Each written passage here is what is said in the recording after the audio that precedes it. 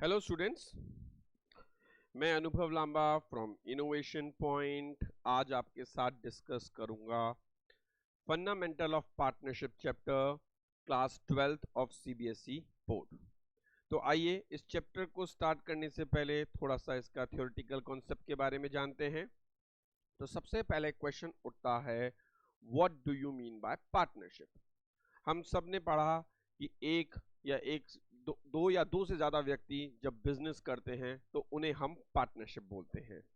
लेकिन exact definition partnership की क्या है तो आपके स्क्रीन पे आ रहा है। देखिए, सबसे पहले it's a relation. It's a relation, ये एक रिलेशन है, पर किसमें? बिटवीन पर्सन्स, पर्सन्स में है। फिर क्वेश्चन उठता है किन पर्सन्स में? भाई रिलेशन का कोई बेस होना चाहिए। जैसे अगर कोई ब्रदर सिस्टर हैं, ठीक है, आपके फादर हैं, this is the base of the relationship. तो यहाँ पे क्या है? Who have agreed to share the profit, जिन्होंने प्रॉफिट शेयर करने का एग्रीमेंट किया हो। तो किसका profit? Of a business. There must be a business, that business is carried by all, चाहे तो वो सारे मिलके चलाएं या any one of them acting for all, या कोई एक उन सबके बिहाफ पे वर्क करे। तो हमारी डेफिनेशन क्या हुई? It's a relation between persons who have agreed to share the profit of a business that is carried by all, any one of them acting for all। इसमें से अगर कोई भी एक एलिमेंट मिसिंग होगा तो हमारी पार्टनरशिप नहीं है। तो आइए इसके लिए अब हम इसके एलिमेंट्स के बारे में जानते हैं कि पार्टनरशिप के एलिमेंट्स क्या होते हैं। तो सबसे पहला एलिमेंट होता है कि there must be an agreement. That means किसी पे कोई कंपल्शन नहीं है। What do you mean by agreement? If कोई भी दो लोग एक बात पे एग्री हो जाएं, that is known as agreement. तो पार्टनरशिप इज एन एग्रीमेंट। जैसे in case of Hindu undivided family, as soon as child took birth in that family, he became member of that business. He has given no option whether he want to become a member of a business or not. But in partnership, it is an agreement. If you like the terms and condition, you can join the partnership. The partnership is an agreement. अब आता है इसमें minimum कितने लोग होंगे? Minimum 2 होंगे, maximum 50 है। This limit is set by the central government. Now there must be a business. That means अगर एक बिजनेस होना बहुत जरूरी है। Without business there is no partnership. इसका मतलब क्या हुआ? अगर सपोज करिए कोई दो फ्रेंड मिलके एक लैंड परचेज करते हैं, तो हम बोल सकते हैं कि उन्होंने लैंड पार्टनरशिप में खरीदी है? नहीं, ये को ओनरशिप माना जाएगा। For our partnership there must be some business. Business means that should be with the profit motive.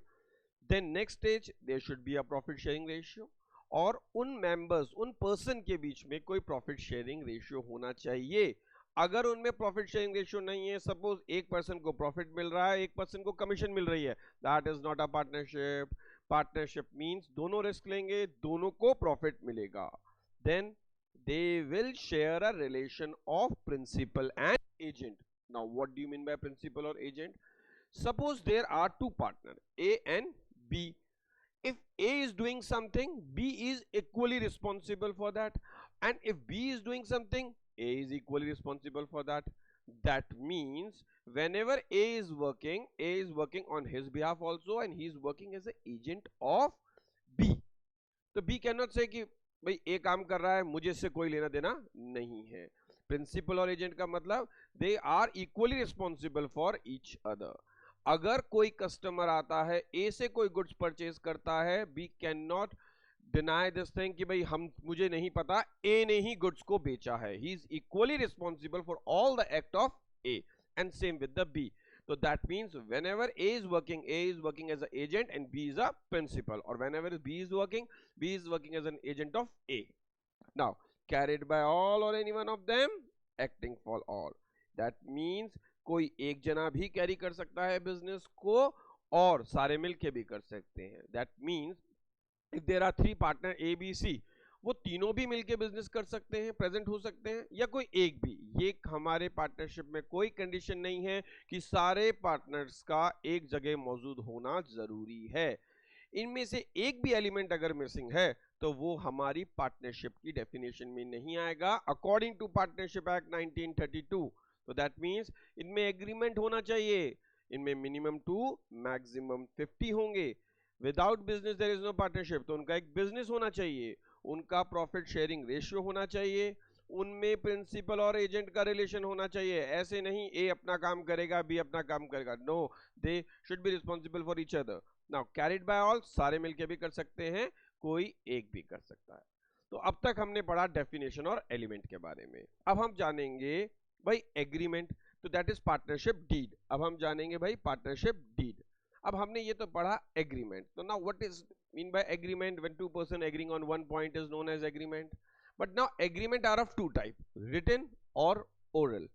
Now जो भी रिटन एग्रीमेंट्स होते हैं उनको हम डीड बोलते हैं, जैसे हाउस डीड, रेंट डीड। अगर ये रिटन में है तो हम उन्हें डीड बोलेंगे। तो ऐसे ही जो भी पार्टनर्स है अगर उनके बीच में एग्रीमेंट रिटन में है हम उन्हें पार्टनरशिप डीड बोलेंगे। तो पार्टनरशिप डीड में क्या क्या आएगा? It's a written agreement. तो भाई इसमें क्या लिखा होगा? All the terms and condition related to partnership. ये क्या करेंगी? टर्म्स एंड कंडीशन ये गवर्न करेंगे पार्टनरशिप को। दैट मींस उस पार्टनरशिप को उन टर्म्स एंड कंडीशन पे चलाया जाएगा। क्यों? To avoid the future dispute, ताकि फ्यूचर डिस्प्यूट ना हो सके। तो एक डीड एक वो रिटन एग्रीमेंट है जिसमें सारी टर्म्स एंड कंडीशन लिखी हैं, उसके अकॉर्डिंग बिजनेस चलेगा ताकि उनके बीच में डिस्प्यूट ना हो। In case if there is a dispute they can consult to their agreement, क्योंकि वो रिटन में है, but that is not possible in a oral agreement. तो अब हमारी हुई डेफिनेशन, एक हमने पढ़ी कैरेक्टरिस्टिक्स और एक पढ़ ली हमने पार्टनरशिप डीड। अब आता है इस पार्टनरशिप डीड में क्या आएगा? इस पार्टनरशिप डीड में क्या आएगा? देखिए, एलिमेंट ऑफ पार्टनरशिप डीड, हम कोई भी डीड जब कोई भी रिटन एग्रीमेंट बनाएंगे तो उसमें हमें क्या क्या लिखना चाहिए? सबसे पहले हम डिसाइड करेंगे नेम ऑफ अ पार्टनरशिप, भाई हमारी पार्टनरशिप का नाम क्या होगा। फिर name of the firm, name of the partner आएगा, नेम ऑफ द फर्म आएगा, फिर कौन पार्टनर कितनी कैपिटल लगा रहा है, you have to mention this thing. Then what is the profit sharing ratio. अब पार्टनर तो बन गए भाई, आप अपना प्रॉफिट शेयरिंग रेशियो पहले ही बता दो ताकि फ्यूचर में कोई डिस्प्यूट ना हो। Salary, suppose if any partner is working extra, वो अकेला पार्टनर वर्क कर रहा है on behalf of other partner, so that उसको एक्स्ट्रा वर्क करने के लिए हम एक्स्ट्रा कोई सैलरी देंगे तो पहले ही डिसाइड हो जाना चाहिए भाई कितनी सैलरी देंगे। कमीशन, अगर इन्होंने कोई सेल्स पे कमीशन डिसाइड की है तो पहले ही डिसाइड होनी चाहिए। अगर इंटरेस्ट ऑन कैपिटल देना है तो उसकी कितनी परसेंटेज होगी, और इंटरेस्ट ऑन ड्राइंग लेना है तो उसकी कितनी परसेंटेज होगी, और अगर कोई पार्टनर लोन देता है तो उस पर कितना इंटरेस्ट होगा। अगर ये सारी टर्म्स एंड कंडीशन पहले ही रिटन में आ जाएं तो डिस्प्यूट होने के चांसेस ही कम हो जाएंगे। तो पार्टनरशिप डीड तो क्या हुई? Written agreement in which terms and condition related to partnership is mention, this will govern your partnership to avoid the future dispute. Now इसके एलिमेंट जो हमने पढ़े। अब इसके बाद आता है भाई, ये तो हो गई हमारी पार्टनरशिप, हमें समझ में आया।